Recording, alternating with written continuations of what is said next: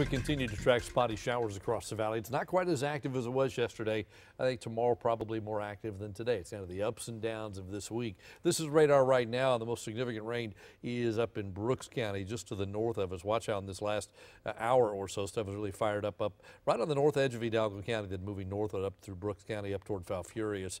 If we keep an eye on future track, it suggests the rest of the night's quiet across the valley. But again, tomorrow, scattered showers, even a thunder shower may fire up. I think probably a little more coverage than today, and then Wednesday similar with scattered showers around the area. Our rain chances the next few days are going 30 and 30 for tomorrow and Wednesday, and then a little higher than that for Thursday and Friday, and then tapering off but never going quite completely away, courtesy of a front that's going to stall somewhere near the valley. We're just not sure quite where just yet. These are your current temperatures: 89 in Weslaco, 95 in McAllen, 87 in Brownsville right now, 93 in Rio Grande City. Tomorrow's highs with isolated showers should be back in the 90s every place but the coast, about 88 at the island. In your next 7 days, we keep temperatures above average until the weekend. Then we drop it down to right at the seasonal norm, which is 90. Seasonal norm is going down about a degree every 3 or 4 days right now. This is a look at Texas tonight. And if you take a peek, you'll notice a fair amount of shower activity, some showers and thunderstorms firing up today in part of the watershed, kind of back down in here. And I think there's a decent chance of some pretty good rain there the next few days. Here's Future Track. This is the European model, and we'll go forward and let's see what happens. That front's still way to the north. I'm going to let this run all the way into Wednesday afternoon, and notice there's some pretty good rain falling. Again, part of this is the watershed. The watershed kind of goes back up into here and way down into Mexico, so at least some of that rain falling where it needs to for us.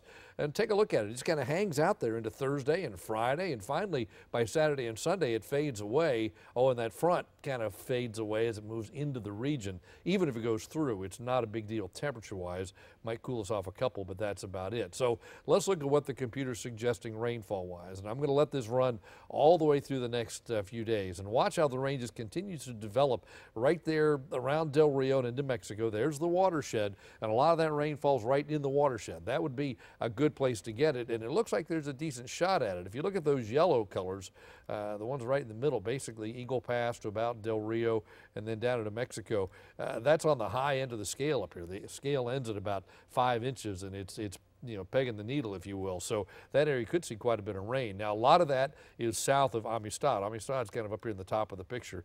Let me erase that. Amistad's kind of up in here. Falcon is down here. So most of that water would go toward Falcon. It would go down this direction from those rivers. So we could see a pretty good increase in Falcon over the next few days if this forecast pans out. Notice down where we are, it's all in the green, bottom of the screen.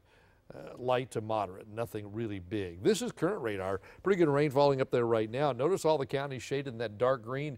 They are all under flash flood watches all the way through Thursday. There's just some of the counties included, but you can see Edwards, Kinney, Real, Uvalde, Valverde, that's Del Rio, Eagle Pass, all those areas under a flash flood watch through Thursday because that rain's expected to continue in that area. Anything that falls basically east of the Rio Grande, if it falls over in this area, over in here, that doesn't go into our watershed. It has to happen back over in this area back here for it to get into our Rio Grande. If it's east of the river, it stays east of the Rio Grande. It goes into other rivers, the Nueces, the Frio, and some of the other ones that feed the Gulf. So for us for tonight, partly cloudy and warm. Our spotty showers this evening fading away as we speak.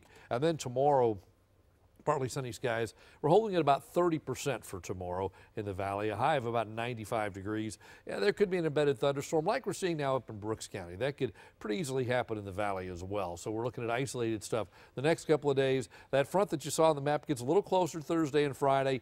Even if it goes through, it'll cool our temperatures off a couple of degrees, not a lot. It's not a big front, not our big classic first front of the fall. It's not that at all, but one that at least by nature of it being in the neighborhood could trigger some showers and maybe even a thunderstorm. That is your updated First Warn 5 forecast.